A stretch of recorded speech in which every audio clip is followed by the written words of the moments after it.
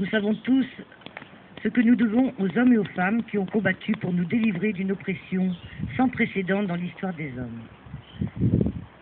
Les combattants de 1940 dont la vaillance est trop méconnue, ceux de la France libre, de la résistance intérieure, de l'armée d'Afrique, celles et ceux qui s'engagèrent au service de la France. Toutes et tous méritent notre respect et notre admiration. Nos pensées vont aussi vers les déportés, les massacrés, les fusillés, les prisonniers, les veuves et les orphelins. Elles vont vers toutes les victimes de la barbarie. Le site de la Butte Rouge, au lieu de la résistance, conserve la mémoire de ces tragédies et de ces drames souvent indicibles. Pensons à tous les combattants de ces sombres années qui, ainsi unis par un même idéal, nous ont permis d'être au rendez-vous de la victoire et donc au rendez-vous de la paix. Maintenant, à la demande de M. Eugène Boyer, président de l'association, pour l'entretien de la Butte Rouge, je vais passer la parole à Mme Catherine Lechêne, secrétaire.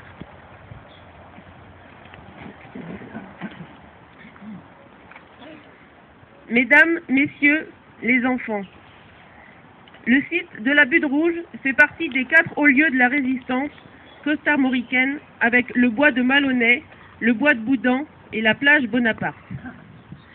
Chaque année, le 8 mai, familles, amis, diverses associations patriotiques, élus des communes environnantes et les membres de l'association pour l'entretien du site de la Butte Rouge se rassemblent pour rendre leur devoir de mémoire envers les 55 victimes de la barbarie nazie. Notre présence à tous ici sur ce site, où la terre a recueilli le sang des martyrs, témoigne de notre reconnaissance envers ces résistants qui, au cœur de cette tragique époque, eurent tant de courage et de dignité. Les portraits des martyrs sont posés près de ce monument. Ces personnes étaient jeunes. Jean Raoul, lui, n'avait seulement que 17 ans. Pour que la mémoire perdure, il faut que nos jeunes n'oublient pas toutes ces atrocités, qu'ils aient conscience que ces résistants ont eu une très courte vie et qu'ils ont beaucoup souffert sous la torture des SS et des miliciens français lors des interrogatoires qui se déroulaient à la salle des tortures installée à Uzel. Notre cérémonie du 65e anniversaire a été une belle réussite. Elle a rassemblé un grand nombre de personnes et a permis aux familles de se rencontrer et d'échanger leurs témoignages. Ce fut un grand moment chargé en émotions.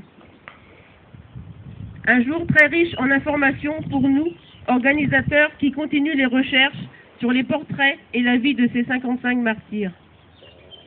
Notre équipe de bénévoles déploie une énergie débordante pour que perdure le devoir de mémoire. Ce n'est pas le cas de tout le monde. C'est avec consternation que nous avons découvert le vol des chaînes qui entouraient depuis plus de 50 ans les tombes au champ des martyrs. Comment peut-on avoir si peu de respect pour ces lieux sacrés? Avant de laisser la parole à Elisabeth Conan, je voudrais que l'on ait une pensée pour Aline Sébil, qui nous a quittés la semaine dernière, épouse d'Eugène, notre vice-président et ami.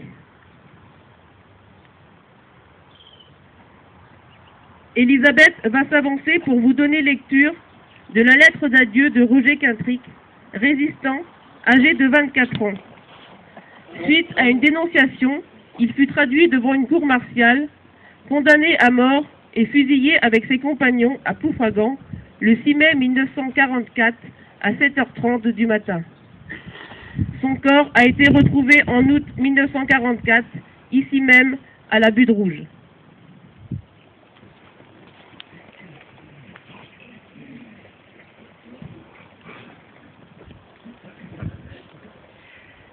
Chers parents, chères sœurs, le destin vient de s'ouvrir. Ma sentence sera prochainement exécutée.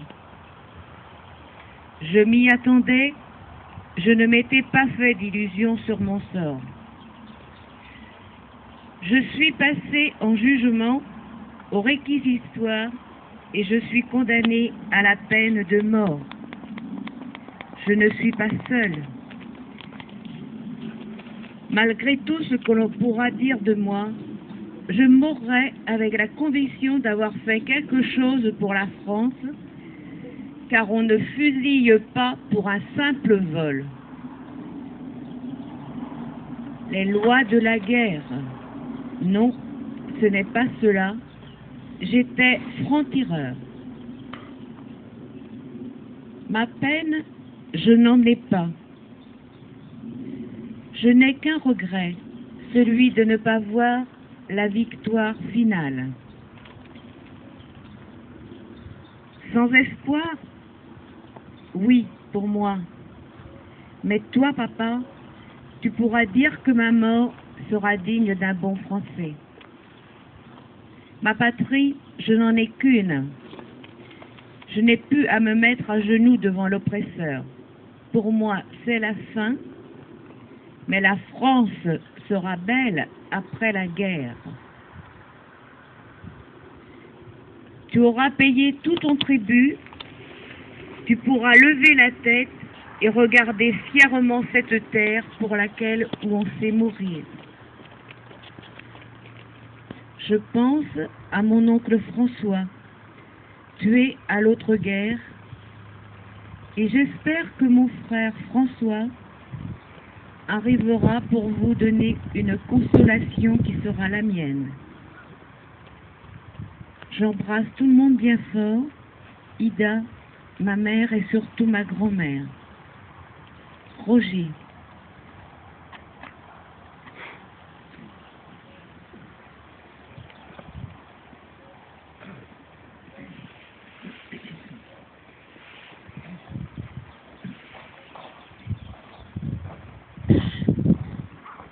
Je remercie Madame Conan pour son émouvante prestation et Madame Truca, sœur de Roger Quintric, ainsi que son mari, qui nous ont fait l'honneur de leur présence parmi nous.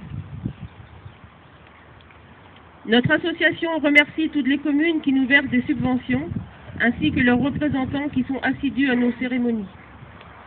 Je remercie les familles pour leur présence, leurs dons et leur aide à la reconstitution du passé de la vie de ces martyrs. Merci également à tous ceux qui permettent le bon déroulement de notre cérémonie, ainsi qu'à la population pour son assiduité. Que le souvenir ne tombe pas dans l'oubli et que la mémoire perdure.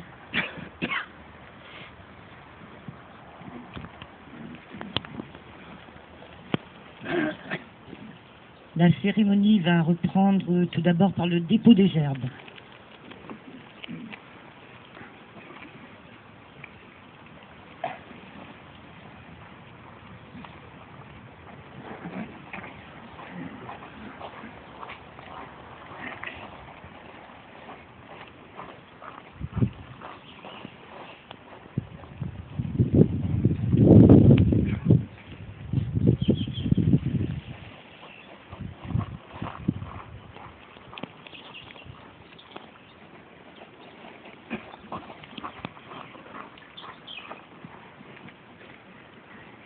Monsieur Voyer, ancien résistant, et Monsieur Boisard vont maintenant procéder à l'appel des morts.